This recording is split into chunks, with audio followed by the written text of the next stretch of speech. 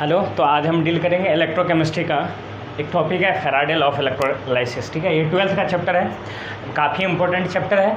ऐसे क्वेश्चन पूछे ही जाते हैं, चाहे जेईई हो नीट हो, और आपके 12th में तो पूछे ही जाते हैं, तो इस लिहाज से ये इंपॉर्टेंट पार्ट बन जाता है। तो मैं थोड़ा सा फैराडे लॉ ऑफ इलेक्ट्रोलाइसिस को डील कर दे रहा हूँ। फैराडे लॉ ऑफ इलेक्ट्रोलाइसिस ये क्वान्टिटेटिव एस्पेक्ट को डील करता है, मतलब कितना अमाउंट किसी इलेक्ट्रोड पे लिबरेट होगा और किसी इलेक्ट्रोड पे डिपॉजिट होगा।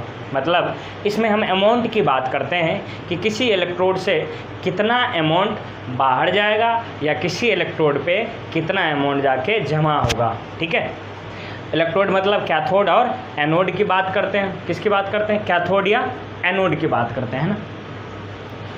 तो अब इसकी एनालिसिस करने से पहले मैं इसका फॉर्मूला बता देता हूँ कि कैसे ये चीज़ें निकाली जाती है। तो अभी ये कहता है फैराडे साहब अपने क्वांटिटेटिव एस्पेक्ट में कि अमाउंट जो है किसी इलेक्ट्रोड पे डिपॉजिट या लिबरेटेड, ये डिपेंड करेगा कितना चार्ज आप सप्लाई किए, है ना।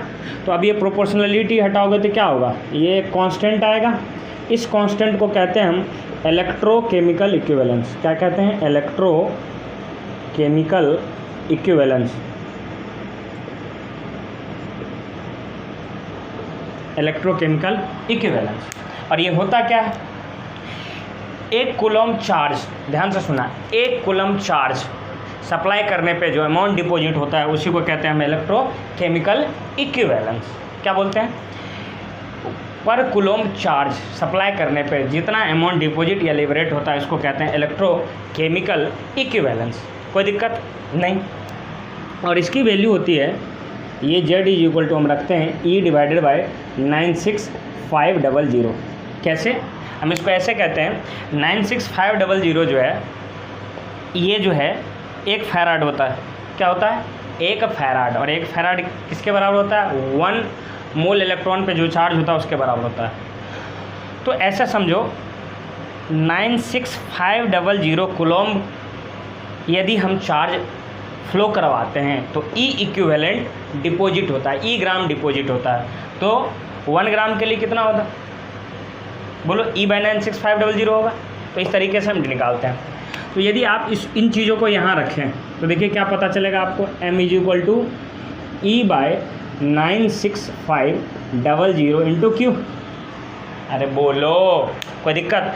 और M/E करोगे तो ये क्या हो जाएगा? Gram equivalent. यहाँ E को इस तरफ लाओ तो M/E इज इक्वल टू क्या होगा? Q/96500।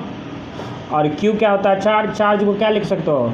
Current into time divided by 96500। बोलो, ये क्या है? Gram equivalent. ये भी क्या है? Gram equivalent. ये भी क्या है? Gram equivalent. अब इसको नॉर्मलिटी इंटू वॉल्यूम भी लिख सकते हो। बोलो, इसी चीज़ को आप नंबर ऑफ फैराड भी बोल सकते हो। ठीक है, तो इन तरीके से आप निकाल सकते हो कि कितना अमाउंट डिपॉजिट हुआ या कितना अमाउंट लिबरेट हुआ। चलो इसी पे हम एक क्वेश्चन ले लेते हैं। ठीक है, अपना क्वेश्चन है इस तरह का कुछ, CuSO4 इज इलेक्ट्रोलाइज्ड। ठीक, find Z if M mass is deposited। अब देखो क्वेश्चन में डेटा क्या दे रखा है। ठीक,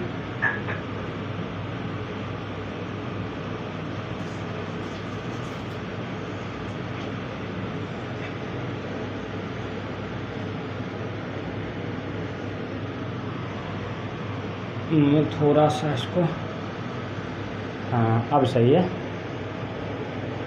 ये दे रखा है, ठीक, ये है 10, ये है 20, ये है 30। ठीक है, ध्यान से सुनना। ये है 100 मिली एम्पियर में, है ना। इधर दिया हुआ है टाइम इन सेकेंड।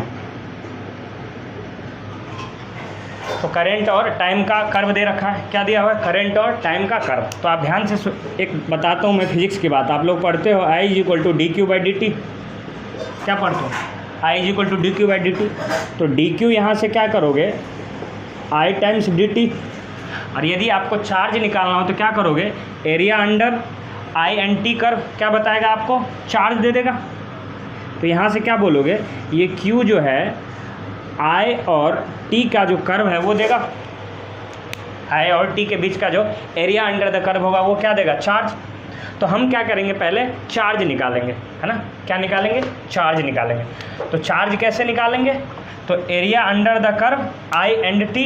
तो देखो एरिया पहले निकालते हैं, एरिया इज इक्वल टू, ये क्या ट्रेपेजियम है, ट्रेपेजियम क्या होता है 1/2 into sum of parallel side into height.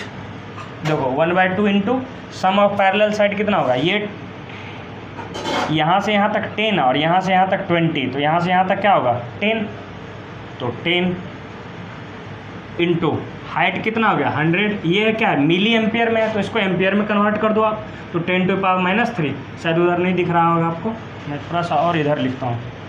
Area is equal to, ये ट्रेपेजियम है, ट्रेपेजियम का एरिया क्या होता है 1/2 इंटू पैरेलल साइड। तो पैरेलल साइड क्या हो गया, देखो ये 10 और ये कितना 30, तो 10 + 30 और इंटू हाइट कितना हो गया 100।